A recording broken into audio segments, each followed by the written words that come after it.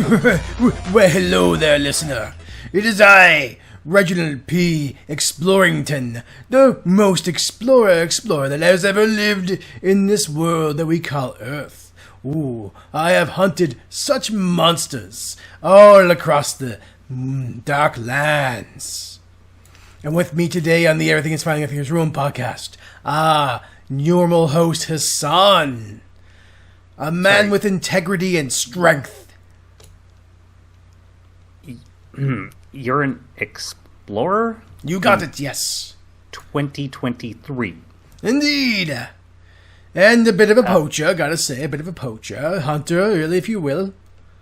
Okay, well, the second one of those not cool, but the first one, you understand, we have satellites with cameras. Yes. And we could see the whole planet. There's not really new places to explore, except maybe under the ocean, but that doesn't go so well for some people. Well, what about the darkest depths of the jungle, Hassan? There again, you will find space satellites. Also, we have helicopters and cars. Well, how would a automobile get into the jungle? That's just crazy. Mostly we destroy the forests. I'm not saying it's good, but it's not a good idea, no. It's not that hard to get in the middle of a forest at this point. Well, if they destroy all the forest, then where will Reginald P. Explorington go to find his prey, his hunting grounds? Who's even paying you for these things? Nobody but I, Reginald P. Explorington, and wealthy and better off. So therefore I can spend my entire time hunting deadly prey.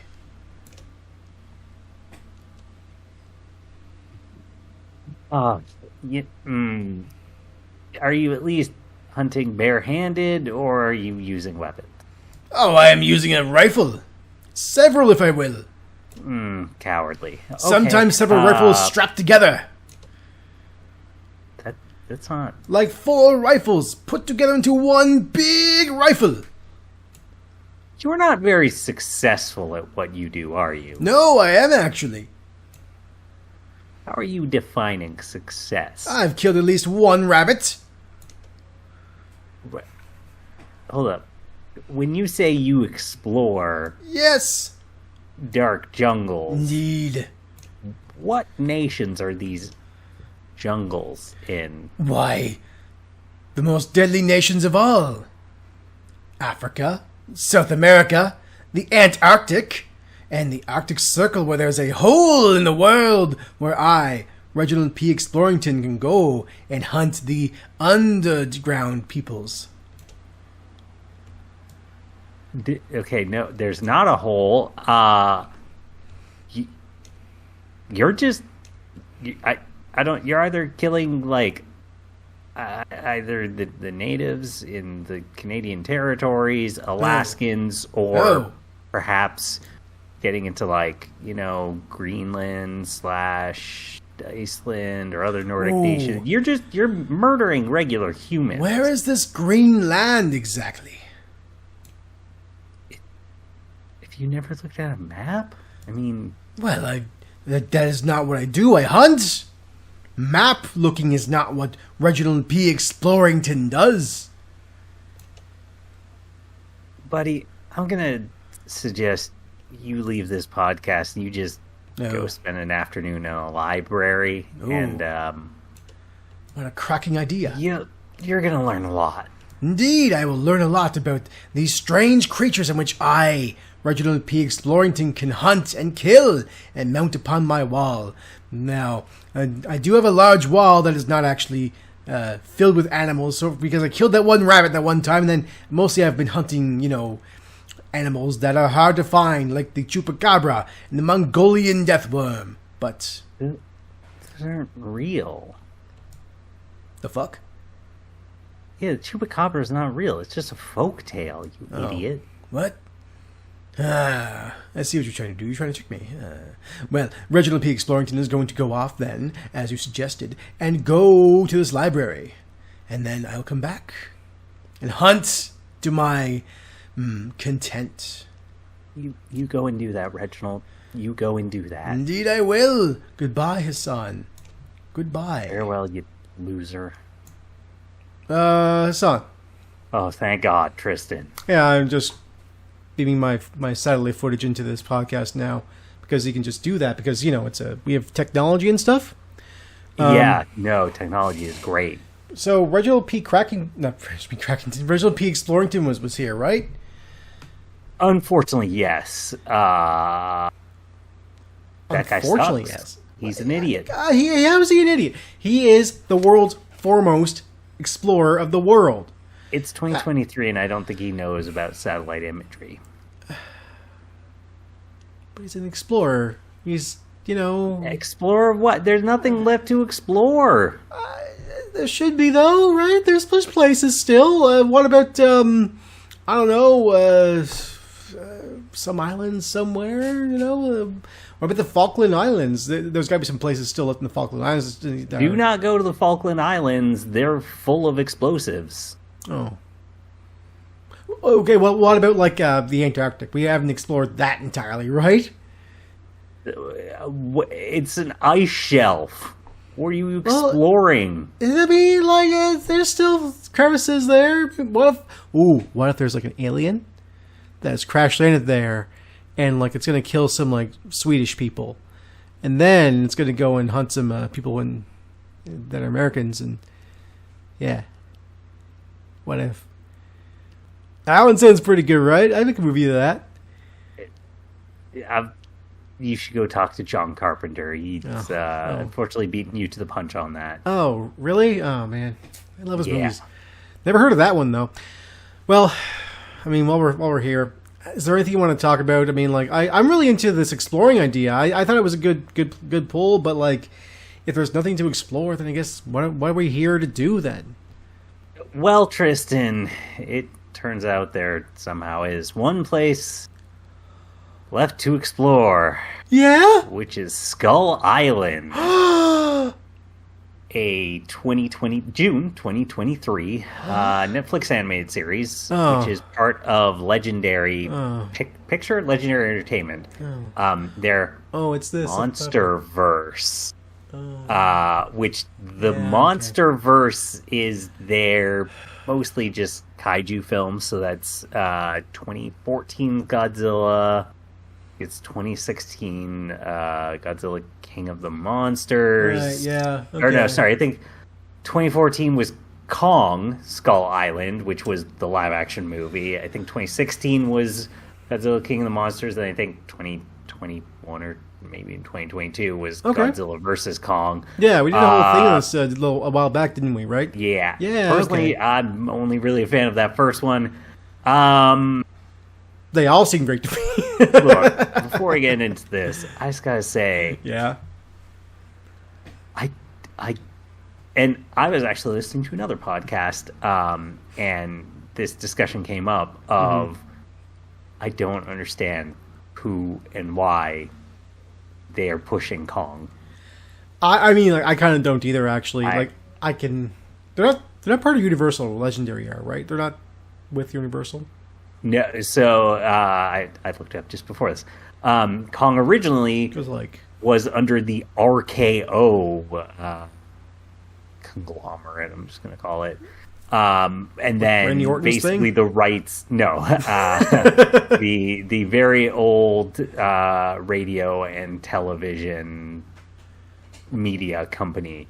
I think they went out of business in the 60s or 70s. Right, and basically Warner Brothers now, I think, owns most of their stuff, but does own Kong, right? In specifically, but the thing is, we've now had that Kong live action movie, the Kong crossover with Godzilla. Yeah. There was actually a CGI Netflix Kong series that fuck? I did not bother watching or looking into. Yeah, why didn't terrible. you? That sounds incredibly bad. We've now had Skull Island, and they're also making a new game which looks pretty bad, very cheap. Why would you make a game? Are you playing as King Kong at all? please say yes. So you're like- probably thinking of the pretty early Xbox 360 Kong kind of game. Yeah, actually, a little bit. Yeah. That one was actually this kind of is- cool. This is not that. This is... It's like a third-person action, but it's pulled out very far, so Kong doesn't feel big. Oh. Which... I don't know why you would make a game where Kong doesn't feel big. That's Okay. That's it. That's all King Kong has. He's just a big ape. They're making a King Kong game in which you don't feel as if you're a giant monkey stomping Ape. things. Monkey. Ape, whatever. I don't care. The point is, okay. There's a type of game. There's a game that came out in like the NES era, like 1989, I think it was. Rampage. Then like the N64 version, Rampage World Tour, etc. These are games that do really well at making you feel like a big stomping creature. No, this is the best way I can describe how it kind of like looked to me. And I don't know why this is the game that comes to mind, but it would be Team Ace's Tower of Monsters. Oh, okay, Deadly Tower of Monsters. Yeah, I actually Tower of Monsters. Yeah, yes. I like that game. Oh, I like that game. This looks cheaper than that. It's no. that same sort of like you're like a small character or like a okay. It's a little more third person action, but it's got like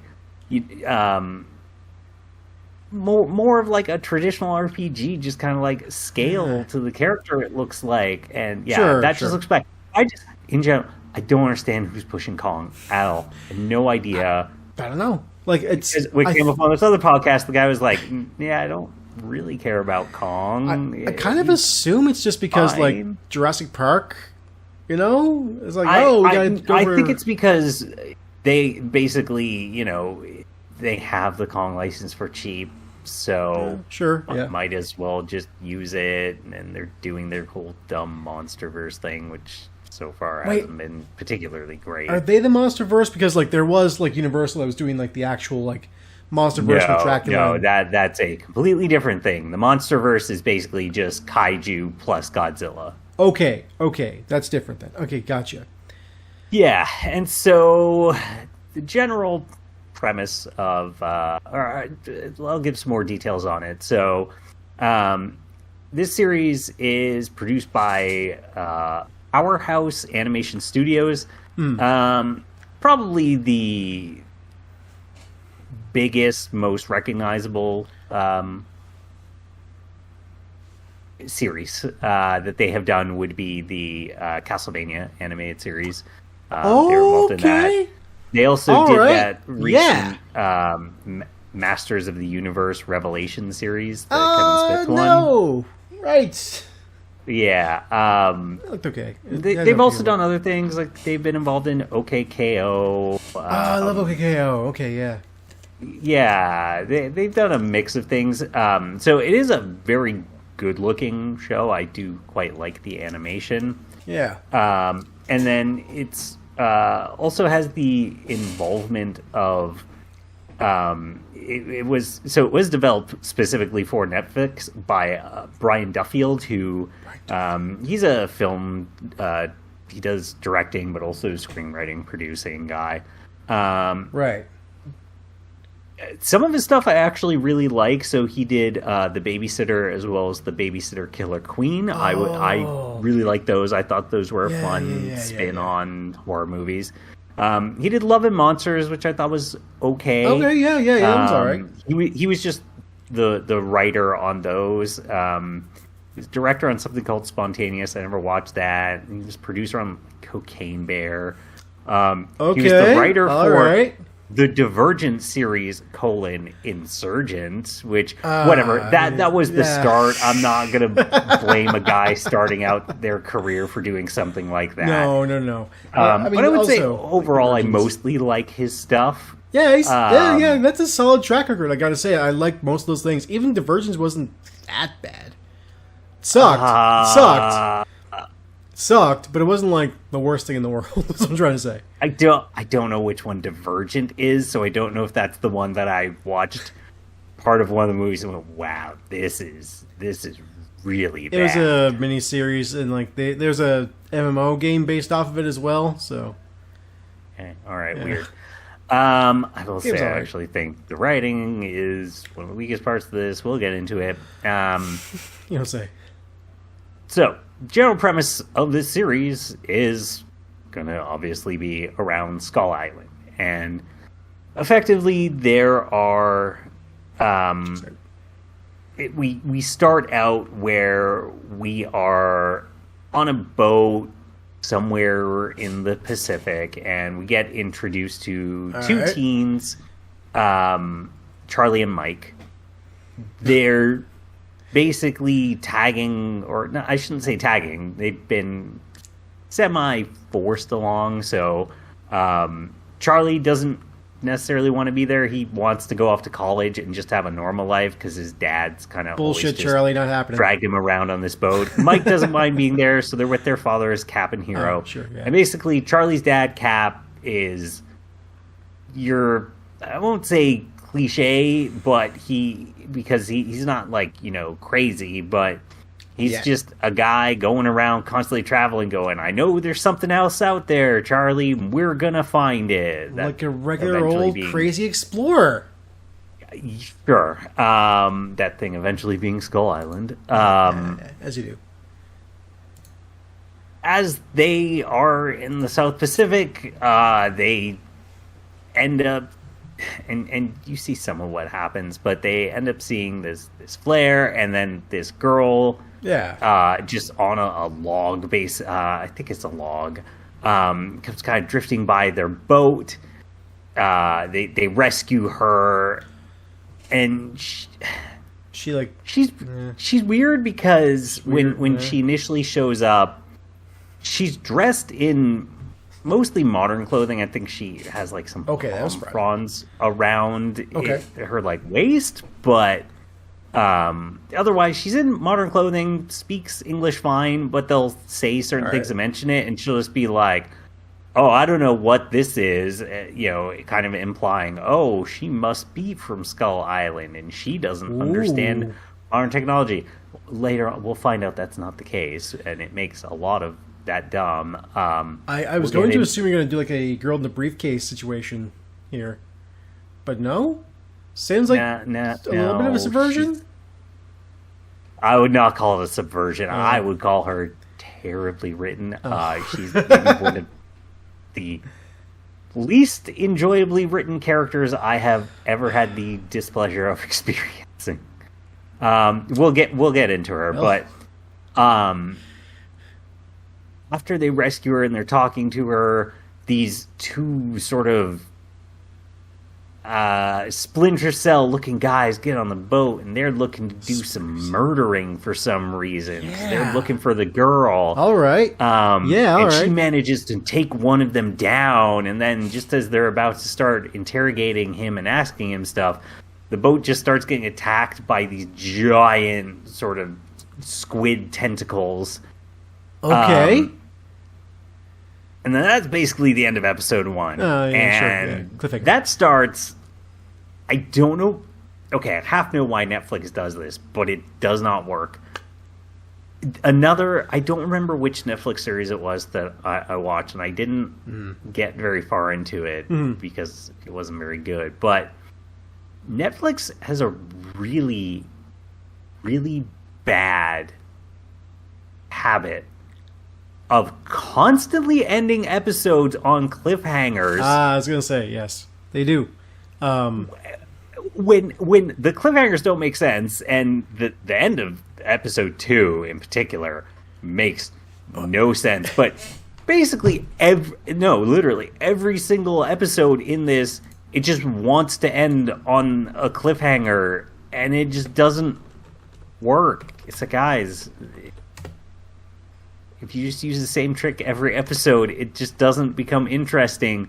Also, these aren't weekly releases. You just release the season all in one go.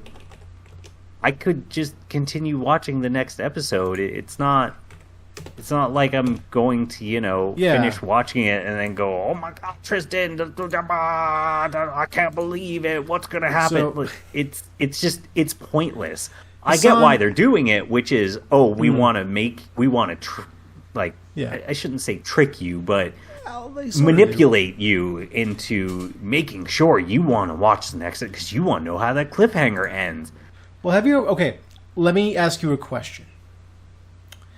Have you ever heard of Jeff Bezos's 12 steps into making a great TV show? No, also, Amazon is not...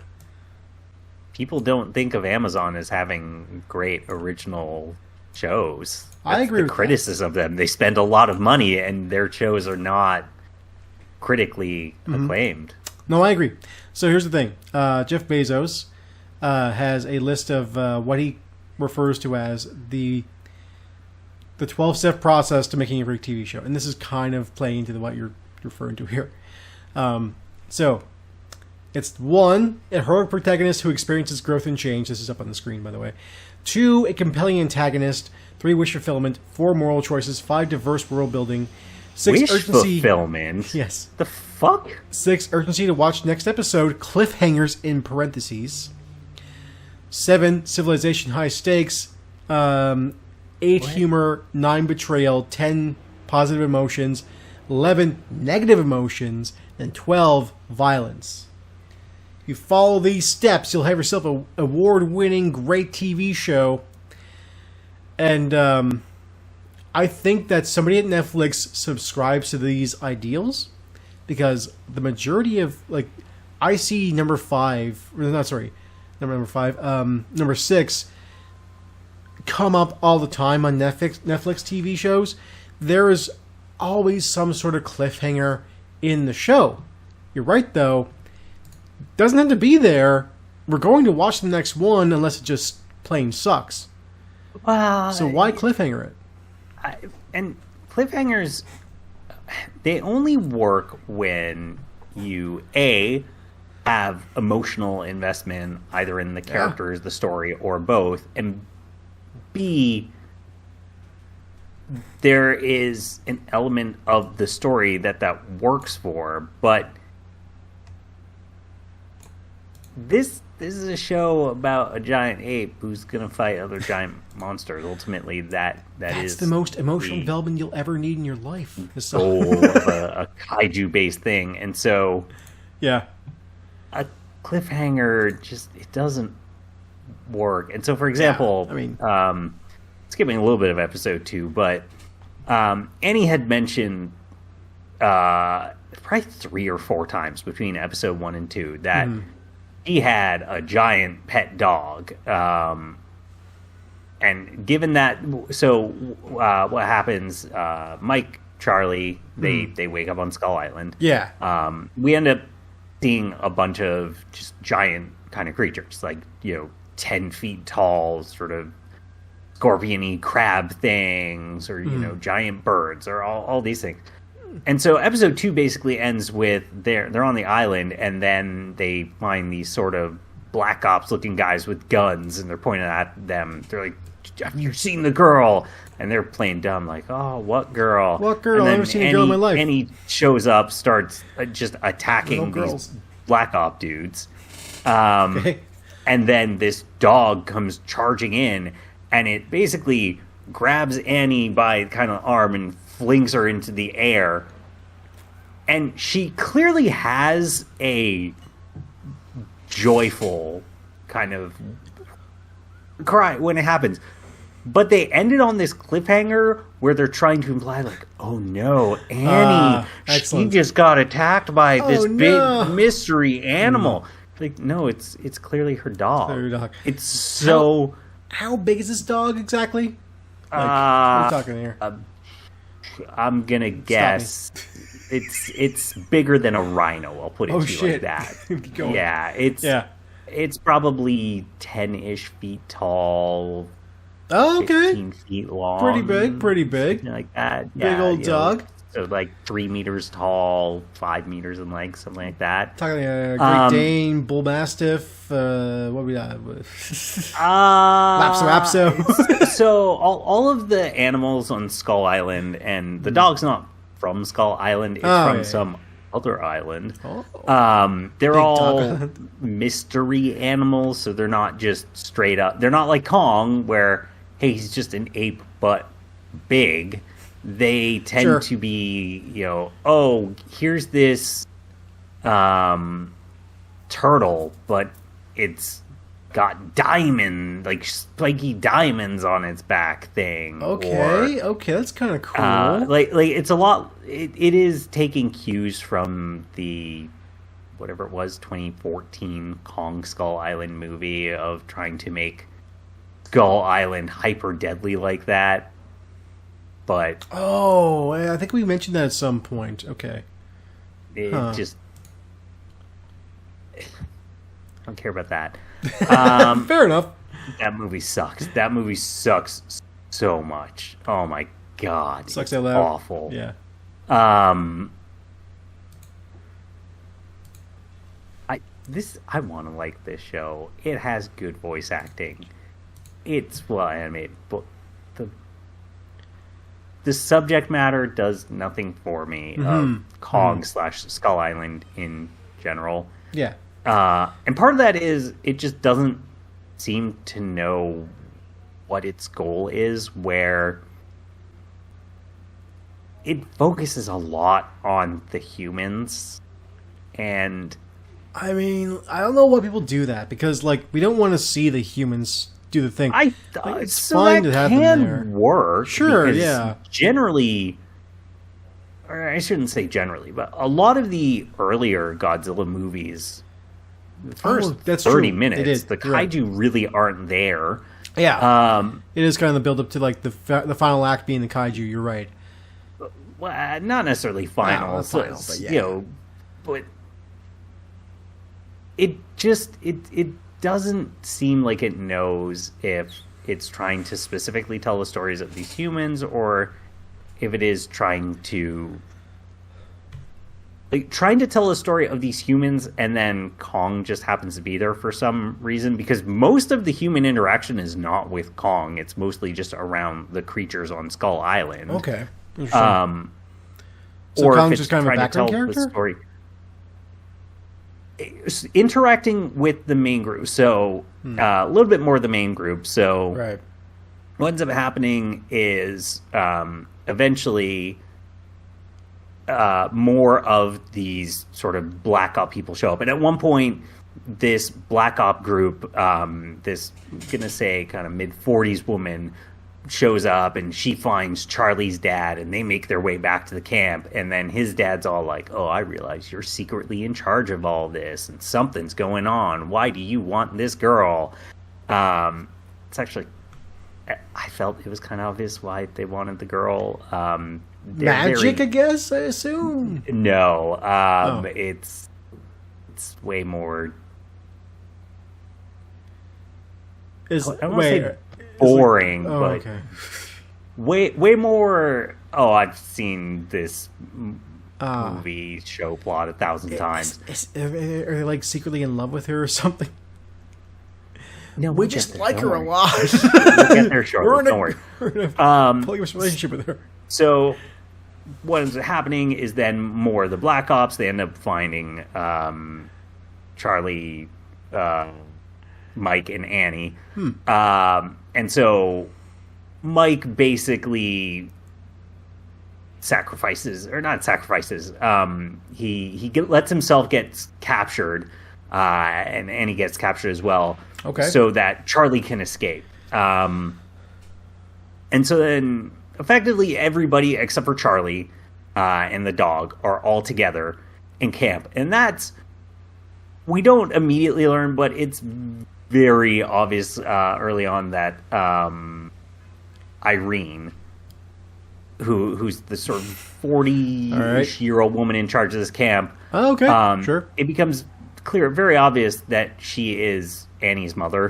Mm-hmm. It's like, oh, Okay, got it. So yeah, okay. So hey, she's- we learned some of Annie's backlog, which is that her and her dad were on some boat trip, and then their boat crashed on some mystery island, and Annie Yeah. spent whatever it was, I'm going to say 10 or 12 years bajillion on an years, got island it. all alone. And I hate Annie. She is so poorly written. So she's not okay.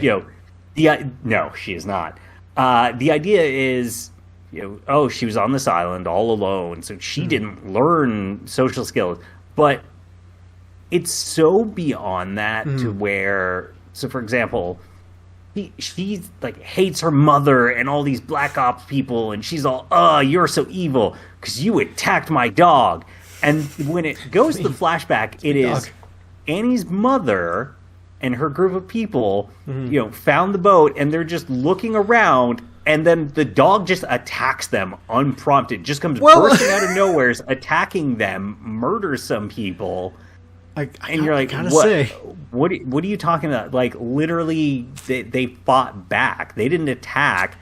And, like, Annie'd be like, I hate you, Mom. You abandoned me. It's like, what? What are you talking? Like, you clearly crashed on this island. And I don't know if it's supposed to be that her parents were divorced before this, because she never says anything about divorce. The way she words it is, you abandoned me, and her mom having to be like, no, I spent years searching for you. I only buried you a few years ago because I wouldn't give up on you. Or later on, Mike gets, or he got injured in episode 2, was hiding it, and it gave him this infection on his chest. And so when Charlie comes back to camp, Annie just walks by and she just goes, Mike's dying. That's it. He's like, wait, what? And just like that. She's written in this it's Mike's dying. It's as if somebody said, write things from the perspective of this emotionally underdeveloped and stunted person. They're trying to write an 11. Yeah, I got you. Kind of, but instead they just write her in this super vindictive, cruel, just awful way that she is in no way an enjoyable or even understandable character. Because it's not even, like, she's not written, like, say, an evil character where, you at least understand her motivations. It's like they just went, it's 9-year-old, so, or like 9 or 8-year-olds. Sometimes they just say mean things. They don't understand it. But the way that she says it is to such an awful degree, and she is saying things that are too serious for the idea of an 8 or a 9-year-old to be saying those things or understanding. So she is supposed what to be just they're a really kid. saying. Okay. No, I don't think she's supposed to be a kid. She is a teen, but my interpretation is they tried to write her in that way, that they specifically wrote her. Super innocent kind of she thing. just says that, Charlie's dying. Sorry, Mike is dying because, an 8 or a 9-year-old doesn't understand the full weight of death, and it's just awful and stupid, and I hate her. Kids are smart, and, like, I feel as if somebody who's in their teens should kids know. are maybe the most emotionally sensitive, one might say. You know where I think you'd learn really well about death? Skull fucking Island. Well, she didn't crash on Skull Island. She crashed on some other mystery island. Well, whatever! But her father died on it, so she is not unfamiliar with death. So the way that she talks, the way that she's just shouting her mother about her hating her, her just, like, distrust of any other humans is also weird. Like Mike, Charlie, his dad. It doesn't make sense that for some reason she's just like, no, you can't trust humans. It's like, well, why? Like, humans didn't betray you, but I love them. Your father sacrificed himself for you. That's the only time humans necessarily kind of died around you. She sucks. She's awfully written. I actually think Irene, the mother, is pretty well written. She is your kind of character who will do anything to rescue her daughter, including, like, tranquilizing her daughter. or shooting at dog to scare it away so that it's not there to try and take her daughter away. Okay. So we have a heroic protagonist who is not. Does she experience growth or change at all throughout the series? Annie, yes. They try to have it where she becomes friends with Charlie, so she semi-sacrifices herself towards the end and learns to trust him, but okay. It's not great growth. No, okay. But so we have their story. We also have this other story going on, which is we get a flashback episode of where we get to see Kong before any of them had shown up, where he is sort of acting as a island protectorate for the humans that live on the island, and a little bit unclear as to what and why these humans are living on the island, because I believe they're speaking like Spanish or Portuguese. I forget what it was. So clearly they've had some sort of outside contact, and at one point we see one of the islanders very briefly interact with Mike. So sorry, Charlie. So they seem to understand there's an outside world, but for some reason they live on this island. But basically, Kong had this female human, seems like best friend, I'm gonna say. Their relationship's a little bit, I assume, love interest as she would be, and like I don't think it's supposed to be love interest. I think it's supposed to be, well, I mean, best friends / like village liaison. Okay. Yeah. It seems like to a certain degree the villagers sounds like they have like a business relationship, basically. No, they're definitely friends. They're definitely chummy, but she semi kind of orders Kong around in a way. She'll kind of tell him like, no, don't do this, don't try and do this thing, and Kong will do it and then chuckle, and she'll get upset at Kong. But we get to see Kong engage in a fight with, and I don't know what they're called. I'm sure they have some stupid name. These creatures from the Kong Skull Island movie, where I don't know how to describe them at all. They were these creatures where they only had two front arms, and then they had this sort of spiky tail and this weird reptile-like head, I guess I would describe it I've seen a clip of these guys. Okay, I know what you mean. Yeah. Yeah, probably where the one guy, he like goes to like blow himself up, and then he just gets literally swatted and hits a mountain. You're like, I don't know what emotion this scene was supposed to make me feel, if it was sad and somber or funny.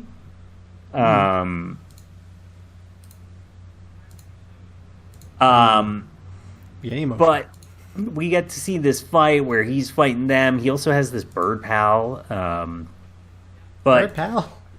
Amongst all this fighting, he ends up, the girl almost gets killed, but he eventually beats the creatures, but he does get injured. So then basically what happens is when he goes in the ocean, oh no, a drop of Kong's blood ends up falling down to the depths of the ocean, and that's when it awakens our antagonist, which is the giant squid bird creature.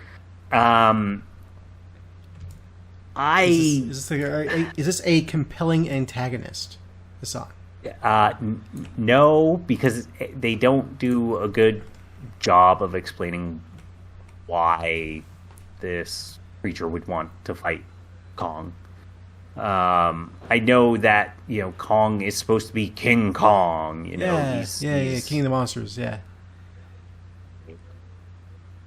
that's what friggin' Legendary wants you to feel and think about Kong. Yeah. Look, Kong was a blip in the kaiju / Godzilla history. He had one movie early on. Yeah. 30s. And then they no, Hey. it would be 60s because I think it was like 62 because 30s was original Kong. I'm talking the Godzilla Kong movie. Well, yeah. I think he was gone and no one cared. And in the long line of monsters that you would put alongside Godzilla as actual top tier, it's Ghidorah. It's Mechagodzilla. Yeah. It's the I forget. Mothra. It's no Mothra is pretty weak. Take it back. I can't remember the one, but it's like a giant. Don't know how to describe it other than like giant black volcano-y monster. Oh yeah, that thing. What about your jet jaguars? I wouldn't call them like No, I know. cruising driver in Godzilla. But like Legendary wants you to think that no, Godzilla is one of the few creatures that can, fight Godzilla to a draw. Yeah, King Kong. I mean, This antagonist monster, it's not interesting. They don't justify it for why it wants to fight Kong. They don't justify for why it's a big, it's a big kaiju, but yeah. so what? Any just giant creature could be a kaiju. What is it about this kaiju that makes it matter? What is I its see what you story? mean. What, Yeah. like, hey, it's just a giant, like, octopus birdie creature, and that's fine. I don't dislike its design, but they just don't justify it as an enemy. And, like, it's also unclear why Kong won't fight it. So it ends up murdering Kong's human best friend and a bunch of the villagers. And so Kong kind of just goes and sulks on the mountain. As you do, refuses to fight this creature. And so eventually Mike, Charlie, and his father and the rest of the team, they hatch a plan where they're going to get Kong to go fight this creature. Mm-hmm. We get our big epic fight, and Annie kind of helps out and gets involved, blah, blah, blah. But I just don't care. It hasn't... Fair enough. It just hasn't given me a good reason to care about the rivalry between Kong and this other creature that I'm too lazy to even look up and see if it was given a name. They might have said in the show. I don't remember. Sure. Compared to when I think about other movies, Ghidorah got built up pretty well. Even, Rodan, I think, gets a better justification for what it is and why it fights. Sure. It's one of my favorite creatures. I would not say has the best story explaining it, but Megalon, which is the bug creature with the drill hands. I love its design. They at least justify these reasons of, this is why Godzilla would want to fight them. This is why there is an antagonism between them. In this, it doesn't do a great job with it. That's too bad. Yeah. And so this show also constant cliffhangers ends on a cliffhanger where Number 6. Cliffhangers. Oh yeah. It's unclear. Initially, we think, "Oh man, Godzilla defeated the other kaiju," and then all of a sudden, no. It seems like maybe the kaiju survived, and then this giant wave sweeps over the island, and then it's Annie waking up in a modern city with a cast on her leg, and she's all running around, freaking out, scared, and her mother's there, like Kong.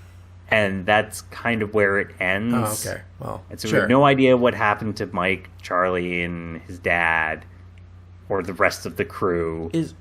We have no idea of okay, well, presumably, considering this is a Skull Island show, King Kong is not dead, and now that we're in a modern major city with skyscrapers, Kong's gonna show up.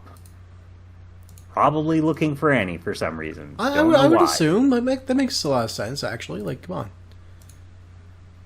Really doesn't. It really doesn't. Well, okay. It makes one time. We're being here. Yeah, so that's true. Okay, that's totally fair. But like, you know, it is King Kong.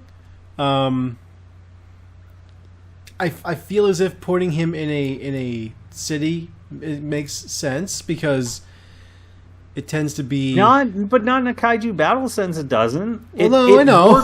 It works when Kong is on its own. When you tell the story of King Kong, yeah, it works because it's here is this, you know, here is this giant ape, this remnant of a time before modernization. You know, a creature unfamiliar with and untainted by our modern society, our cities, and all that. Yeah. Here he is walking around in the wonder of it, but in a. I mean, you know, the original King Kong, literally, it is the humans end up shooting him and killing it. Yeah. You know, it's a plain scene. This. You know, the hero slays the beast to save the beauty, but in fact, actually, the hero murdered nature that the beauty wanted to. Yeah, right? Yes. But if instead it's King Kong fighting kaiju, you don't. The modern city setting means nothing. It doesn't. Oh yeah. It doesn't reflect anything in the storytelling. It doesn't add to the literary allegories of what you are intending. That makes sense. Yeah, I agree with that. Like, I'm kind of joshing that. Like, you know, at some point King Kong is going to show up on the Empire State Building or whatever. Like, yeah. Probably, I mean, like, yeah. I mean, like, yeah. I mean, it's a common, you know, if I like trope, you know, that kind of thing. So I get it. Yeah, but also, who cares? Well, I mean, it's a classic. It's a classic. Yeah, doesn't it's justify it. Real classic from 1933. Yeah. That's almost 100 years ago now. I mean, yeah, you're not wrong. It's like making a Citizen Kane reference at this point. Who cares? Who's that for? Yeah, I know. Who's like, oh, I like Citizen Kane. You know, yeah, we all know the King Kong reference. Yeah, of course. It's like it doesn't have much of a meaning in modern society. It doesn't. You're right. So you don't need to do that. No, I know. I agree. So, yeah, the thing is, like, I think I get what you're putting down, because skipping right into what it seems to be season 2 is going to be them with King Kong in the city, which is like, yeah, it's the classic thing, but does it actually make sense? Especially because the show is called, you know, Kong Skull Island. No, it's just called Skull Island. Oh, is it? The movie was Kong Skull Island. The TV show is just Skull Island. Not at all confusing. Gotta change the title card. Now hide that real quick. Yeah. There we go. I don't know. Maybe a season 2 is actually they just go back and there is no city stuff. But I would also say I'm not interested in more Skull Island, because it goes back to that this show seems confused about what its goal is, who it thinks is the protagonist, and what it means. Because there's maybe a version of this show that works, which is, they find Skull Island and then they find, you know, this village of the residents after this, you know, octopus creature has destroyed it, and they study Skull Island, and that, hey, this is actually what this show is about, is this group that's stranded on Skull Island, Yeah. where, hey, the reason we can't leave is because this giant octopus creature that is taunting us and is trying to have this fight with Godzilla, and you flesh that out and you build out to, oh, this is why these two are at odds, and not necessarily a monster of the week situation, but we see Kong fighting creatures on this island, and we learn about the island and the creatures on it, and you actually make it about it, and then eventually it culminates with, yes, and then Kong fights and defeats this grid creature. There could have been a good plot out of this, but instead, like, the Kong character development just feels weird and unnecessary, and the human stories all feel very just disconnected from what's going on with Kong. Like, yeah, the two eventually do meet each other, but their stories don't really entangle with one another. It's just a meeting for action's sake. It's not a meeting for any real character development, growth, anything like that. So it just does not work at all for me. That sucks. I mean, okay, so there's no character development or anything like that. I mean, like, there is with Annie a little bit, but it's not great. A little bit with Charlie. How often do we get like at least decent kaiju fights? I mean, you know, at least we should at least get King Kong punching the crap out of something, right? I mean, there's two, because there's not that much King Kong in this, honestly. How many episodes is in this first season? 8, 10? 8. 10? 8. And we only have 2 big kaiju fights? Yes. The fuck is wrong with people? Right, and that's the other, it's just supposed to be in their MonsterVerse, so then what are they gonna try and drag in other recognizable kaiju? You know, is Mothra gonna show up? Is Ghidorah? Is Godzilla? Gamera? I honestly hope not, but they haven't done a good job of actually building it up as that. So I don't know if it is just gonna be Kong. Yeah. And for all my complaints I have about this, I'm not necessarily saying, oh, I hate this show and I don't think anyone should watch it, because it is well drawn. There is some good action. I mean, yeah, there's some really good creature design on the island. Some of the smaller creatures we get to see that are not Kong sized, they're really interesting. That's why I was sort of saying, oh, I wish this was a show about them exploring Skull Island, because Skull Island would have actually been an interesting setting for a group that was specifically set out on exploring it and documenting it. But that's not what they're doing, and so I don't know. The way I would describe this is, it very much feels like a Netflix show designed to be both filler, but also to sort of use up a recognizable name that they have access to. That's the case. There you go. It just doesn't necessarily feel like they strongly believed in it in the same way that they do about some of the other things they've done, like Castlevania, like I mean, like the Edge Runners. Edge Runners is really good. I'm trying to think of some of the other really good Netflix cartoons. Keep on the Age of the Wonder Beasts. It was great. Voltron. Voltron. Those are all good, and those all feel like they were made because people wanted to make them. This, to a certain degree, has a feeling of, it got made because Netflix could get a a King Kong cartoon, so just make the thing and we don't really care Just make sure it ends on cliffhangers, because we think that means people will keep watching episodes. And according to Jeff Bezos, they are correct. Well, I don't think he's right.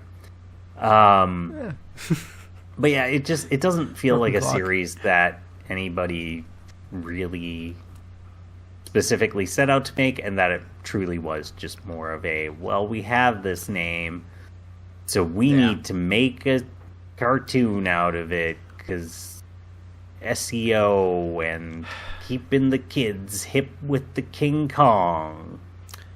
Are kids actually hip with the King Kong, though? Like, No, that's... absolutely not. Yeah, I mean, I'm assuming they are mostly targeting specifically us as an audience, like the, 30-somethings who remember King Kong references in their things, but then also people who are into kaiju stuff. And kaiju stuff, yeah. But I mean, like... Yeah, no, King Kong, he sucks. He's the lamest kaiju-related thing. I mean, look, he's just on his own... Just a giant ape. Yeah, like, on his own, I think that's fine, but, like, I don't think it's... I have a beef with how they put King Kong into fight Godzilla and act like that's an even fight. Like, I get why they did it. Yeah, I get it. Back to that movie from the 60s, I'm pretty sure it was. Yeah. But that was a one-off blip.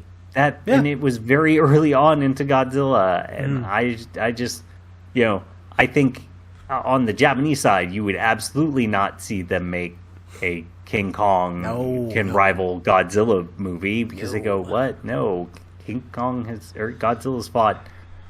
He breathes laser. Yeah, what? I mean, he has nuclear breath and spines everywhere, and is as strong as King. King Kong's also shorter, like much shorter. In the movie, they did some. King Kong had a whole throne, and then he's that's pretty good. Using weapons. Okay, wait, is King Kong like Triple H or whatever? Like, coming in a skull throne. He had using a sledgehammer, kind of. Yeah, okay. It was like a stone axe, I think. I don't remember. Close enough. I'll take it. Stupid. The third movie is not good. Yeah. If there's some conceit as to how King Kong could beat Godzilla, it would be like, hey, it's a giant ape. He uses weapons. He's got hands, more dexterous than Godzilla. But again, Godzilla breathes nuclear fire. Yeah. And a beam, and explodes things with it. It's like, I'm so hoping they don't try and bring Godzilla in a season 2. They're probably going to bring not happy. They're probably going to. I honestly don't even know if there will be a season 2. I did not see anyone talking about this show. That doesn't necessarily mean that it didn't get good viewership. It could be one of those weird situations of, well, no one's talking about it, but a lot of people still just watched it. So, yeah, it got the numbers it needed for a season 2. It could also be, boy, we spent a bunch of money for the King Kong name, it's the fucking Dota show over again. Yeah, it could totally be something like that. I don't know. I have a hard time recommending even in the season 1 for it. Yeah. Do you think it at any point could get better, though? Like, is there any way possible, like, at all, that it could feasibly make a show where it's like, okay, let's do some interesting stuff, like anything at all? So the 2 stories that are happening, you could definitely make one of them interesting, that being either the kind of Annie, Charlie, Kim, their parent story, or the King Kong and the sort of native residents of Skull Island. Do I think there's a path where those 2 stories coming together is good? No, is my answer. I think if they were separate individual stories, yes. As trying to make it this one story, no. That's part of why this whole thing just doesn't work. It has these 2 stories, and they never truly come together. Neither of them really complements the other one either or matters to the other one. So, no, I would be very surprised if somehow a season 2 turned around this writing and made it work. I mean, okay, that really does suck. Yeah, I will say this show does make me think that there could be a good Godzilla show that, hey, if you... this animation is good. The voice acting is... yes, there was a Godzilla cartoon, but it was off the back of Godzilla 2000, so... Oh, yeah, okay, right. Yeah, I remember that one now. I want to say it was on Fox. Yeah. I mean, like, well, yeah, but there was that show. I thought there was a newer one. No. Yeah. They've made newer ones. Yeah, I'm actually thinking about the Pacific Rim. No, there's a Godzilla one as well. Is there? Yeah, but that one's like pretty sure it's a Japanese one, CGI, I believe. Oh, yeah, okay. I haven't watched it. Yes. The trailers did not make it look appealing. No, I agree. But I would maybe like to see this studio take a crack at Godzilla. You know, if you had a better, just a better focus on what the show should be, I think that they could make something really good based on kaiju stuff. Oh yeah, I think so too. But the show was not it, unfortunately. That's too bad because, like, again, I can see. Look, if they focused more so on like King Kong, maybe like using his strength and wits to beat enemies that are clearly stronger than him. How he beats them, it's just if they had done a better job of making it be about Kong proving why he is the king of Skull Island, why the other creatures, either do fear or respect him, seeing him engaging in a variety of fights instead of just two. Yeah, I get you.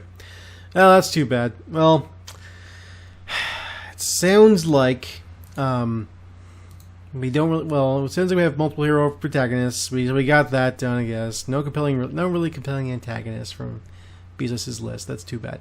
The octopus guy sounds interesting. I like the look of him, but no. Yeah.